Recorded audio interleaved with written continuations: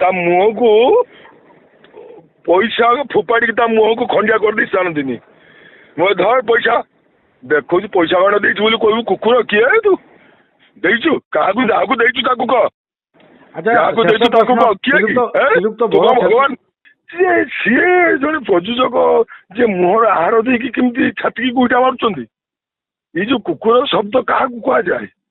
କଣ ତାଙ୍କ ଦ୍ୱାର ଆମେ ଜଗିଛୁ ତାଙ୍କ ସେ ତାପରେ ସିଏ ପରେ ଗୋଟେ ପ୍ରତିଶ୍ରୁତି ଦେଇଛନ୍ତି ଗୋଟେ କହିଛନ୍ତି ଯେ ସେ Tikina Panigiri third grade artist Tikina Panigiri third grade artist ସିଏ ମିଟର ତମେ କାହିଁକି ମିଟରରେ ରହୁନ ତମେ କାହିଁକି ମିଟର ହେଇକି ତାଙ୍କ ପଇସା ଦଉନ ହେଲେ ତୁଳସୀ ପାଟରେ ନେଇ ରଖେଇ ଦେଇକି 2 ଲକ୍ଷ ଟଙ୍କା ଦେଲି ସେ 2 ଲକ୍ଷ ଟଙ୍କା ନେଇ ସାରିଲା ପରେ ଯାଇକି ବର୍ତ୍ତମାନ ତୁଳସୀ ଗଣ୍ଡାଟର ଏ ରାଜନନ୍ଦିନୀ ଆଖଡ଼ା ଘରେ ଆଉ ସେ ରତି ମିଟୁନା ଘର କିଣିଲେ ଭୁବନେଶ୍ୱରରେ ତମେ ତ ଝୁପୁରି ପଲାଘର ରହିବା ଲୋକ ତମେ ଏଠୁ ଯଦି ପଇସା ଆଣ ତ ପଇସା କାହିଁକି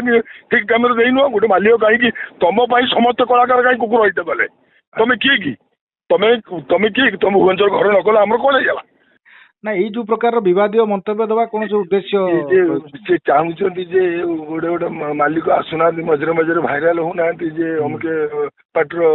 ବାବୁ ସେ ଆକୁ ନେଇଗଲେ ତାକୁ ଉଠେଇ ନେଲେ ତାକୁ ବାନ୍ଧି ଆଣିଲେ ସେ ଥାନାକୁ ନେଇଗଲା ସେ ଏମିତି 2-4ଟା ପ୍ରଯୋଜକ ବର୍ତ୍ତମାନ ହଉନାହାନ୍ତି ସେମିତି ଟାଇପ୍ର ସେ ଭାବୁଛନ୍ତି ଯେ ମୋର ତ କିଛି ନାହିଁ ମୁଁ ଜଣେ ଭଦ୍ର ମାଲିକ ତେଣୁ ମୁଁ ଟିକେ ଭାଇରାଲ ହବାକୁ ଚାହୁଁଛି ମାନେ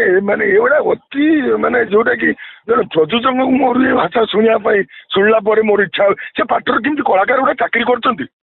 ସେ ଏପର୍ଯ୍ୟନ୍ତ ସେ କଳାକାର କେମିତି ଏଠି ଚାକିରି କରୁଛନ୍ତି ମୁଁ ଆସିଥିଲେ 24 ଆୱାର୍ସ 24 ଘଣ୍ଟା ଭିତରେ ପଇସା ରିଟର୍ନ କରିକି ଆସି ଘର ପହଞ୍ଚାନ୍ତି ବିଲର ହଳ କରିଥାନ୍ତି ମୋ ବାପର ଜମି ଅଛି ଏ ବେଲଜ୍ଜା କଳାକାର କେମିତି ସେଠି ପଡ଼ିକି ରହିଛନ୍ତି ଏପର୍ଯ୍ୟନ୍ତ ଏକଥା ଶୁଣିଲା ପରେ କୁକୁର ୱାର୍ଡ ବାସି ରୁଟି ତାଙ୍କ କୁକୁର ଯୋଉ ରୁଟି ଖାଉଛୁ ସେଇ ରୁଟି ସେ କଳାକାରଙ୍କୁ ଦଉଛନ୍ତି ଖାଇବା ପାଇଁ ସେ କଳାକାର କେମିତି ଏଠି ଚାକିରି କରୁଛନ୍ତି ମୁଁ କହିନଥିଲି ତଳେ କି କଳାକାର ସଂଘ କି ଆଙ୍କ କେହି ଯାତ୍ରାର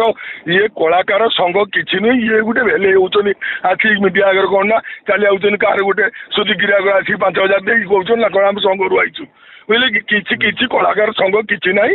ଏଗୁଡ଼ା ସବୁ ବେକାର ଖାଲି ଗୋଟେ ଭେଲେଇ ହେବା ପାଇଁ ଏମାନେ ଶୋ କରୁଛନ୍ତି ଆମେ ଅମୁକେ କାହାର କିଛି କାଢ଼ ନାହିଁ କିଛି କାଢ଼ ନାହିଁ ଖାଲି ବଡ଼ କିଏ କହିଲା ସୁରେଶ ପଣା ଘରେ ବସିବା ଦୁର୍ଗା ମନ୍ଦିର ତାର ପୋଷ୍ଟ ହେଇଛି ଦୁର୍ଗା ମନ୍ଦିର ଯିବ ପୋଷ୍ଟ ହେଇଛି ସିଏ କ'ଣ ସର୍ବଜ୍ଞ ମାଲିକ ହେଲେ କ'ଣ ସର୍ବଜ୍ଞ ସିଏ କ'ଣ ସବୁ କହିବେ କିଛି ନ ଜାଣି ଯାତ୍ରା କଳାକାରଙ୍କ ବିରୁଦ୍ଧରେ ଏ ପ୍ରକାରର ମନ୍ତବ୍ୟ ଦେବା ତାପରେ ବି ଖାଲି ସେତିକି ନୁହଁ ଫେର କହିଛନ୍ତି ସେ ଦୀପକ ଜେନା ନାଟକ ଆଶୁତୋଷ ମହାପାତ୍ର କପି କରୁଛୁ ମୋ ମତରେ ସେ ପାଟର ଯେତେ କଳାକାର ଅଛନ୍ତି ସମସ୍ତେ ବେଡିଂ ଧରି ପଳେଇ ଆସିକି ତା ପଇସା ଫେରାଇ ଦେବା ଦରକାର ତାଙ୍କ ପଇସା ରିଟର୍ନ କରିଦେବା ଦରକାର ନାହିଁ ଚାକିରି ଆମେ କୁକୁର ହେଇକା ଚାକିରି କରିବୁ ଆଉ ଇଏ ଯୋଉ କଳାକାର ୟା ପରେ ଯଦି ପଇସା ଫେରେଇ ନ ଆସିବେ ଆଉ ସିଏ କହୁଛନ୍ତି ମୋର 1 କୋଟି ଟଙ୍କା ଲସ୍ ହେଇଛି ମୁଁ 2 କୋଟି ଫେରେ ପୁରେଇଛି 2 କୋଟି ଯଦି ଲସ୍ ହଉଛି ପାର୍ଟି ଆପଣ ବନ୍ଦ କରିଦିଅନ୍ତୁ ଆଉ 2 କୋଟି ଫେରେ ପୁରେଇଲେ କାହିଁକି ଆରେ ମାଲିକ ପାଖର ଚାକିରି କଲେ ଚାକରକୁ ଭଲ ସମ୍ମାନ ମିଳେ କିନ୍ତୁ ଜଣେ ଚାକର ପାଖରେ ଯଦି ଜଣେ ଚାକର ଚାକିରି କରିବ ସେଠି ସମ୍ମାନ ମିଳିବ କି ତେଣୁ ଇଏ ୱାର୍ଡ ଯୋଉ ପ୍ରଯୋଜକ କହିଲେ ସେ ଇନ୍ ଫ୍ୟୁଚର କ'ଣ ଥିଲେ ସେ ନିଜେ ଚିନ୍ତା କରନ୍ତୁ ଅଯୋଗ୍ୟ ସେ ସମୟକୁ ବୁଝୁଛନ୍ତି କିନ୍ତୁ କ୍ଷୀରୋଦ ସ୍ୱାଇଁଙ୍କ ଭଳିଆ ଯୋଉ ପ୍ରଯୋଜକ ଏଇ ଯୋଉ କୁକୁର ମୁକୁର ମାନେ ମୁଁ ଭାବିଥିଲି ଜଣେ ଭଦ୍ରଲୋକ ବୋଲି ମାନେ କିନ୍ତୁ ଭଦ୍ରାମୀର ଖୋଳପା ଭିତରେ ଇଏ ଜଣେ ଅଭଦ୍ର ବୋଲି ଆପଣ କହିବେ କି ଏତେ ନା ଇଏ ହଉଛନ୍ତି କ'ଣ ଇଏ ମଞ୍ଚ କଳାକାର ନୁହନ୍ତି ଏମାନେ ଡ୍ରାମା କଳାକାର ଏ ଡ୍ରାମା କଳାକାରରୁ କଳାକାର ଯଦି କୁକୁର କହୁଛନ୍ତି ସେ କଳାକାର ଯୋଗ୍ୟ କି ପଦବାଚ୍ୟ କି କଳାକାରର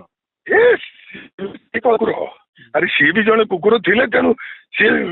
ବାଧ୍ୟ ହେଇକି ତାଙ୍କ ହଉଛନ୍ତି ସେ କୁକୁର କହୁଛନ୍ତି ଆଉ କ'ଣ ତା ମୁହଁକୁ ପଇସା ଫୋପାଡ଼ିକି ତା ମୁହଁକୁ ଖଣ୍ଡିଆ କରିଦେଇ ଜାଣନ୍ତିନି। ମୁଁ ଧର ପଇସା ଦେଖୁଛୁ ପଇସା ଗଣ ଦେଇଛୁ ବୋଲି କହିବୁ କୁକୁର କିଏ ତୁ ଦେଇଛୁ କାହାକୁ ଯାହାକୁ ଦେଇଛୁ ତାକୁ କହ ଯାହାକୁ ଦେଇଛୁ ତାକୁ କହ କିଏ କି ଭଗବାନ ସେଠି ପରା ଅଛନ୍ତି ସବୁ ସିନିୟର କଳାକାର ସେ ପାଟର ସିନିୟର କଳାକାର ଅଛନ୍ତି ସବୁ କିଏ କହୁଛୁ କିଙ୍ଗ ଷ୍ଟାର କିଏ କହୁଛୁ ମେଗା ଷ୍ଟାର କିଏ କହୁଛୁ ଇଏ ୱାର୍ଡ ସେ ଶୁଣିଲେଣି ନା ଶୁଣିକି ଚୁପ୍ ହେଇକି ବସିଛନ୍ତି ମୁହଁ ମାନେ ଟଙ୍କା ଭିଡ଼ା ମୁହଁ ଭିତରେ ପଶିଛି ପାଟିରୁ ଭାଷା ବାହାରୁନି ଆଉ କ'ଣ ଟଙ୍କା ଭିଡ଼ା ମୁହଁରେ ପୁରେଇ ଦେଇଛନ୍ତି ପାଟିରୁ ଭାଷା ବାହାରୁନି ଗପ ହଉଥିବେ କ'ଣ ୟା ପରେ ସେଠି ପାଉଡର ମାରି ସେ ମଞ୍ଚର ନାଚିବେ ତାଙ୍କୁ ଟିକେ ଲାଜ ଲାଗିବା ଦରକାର।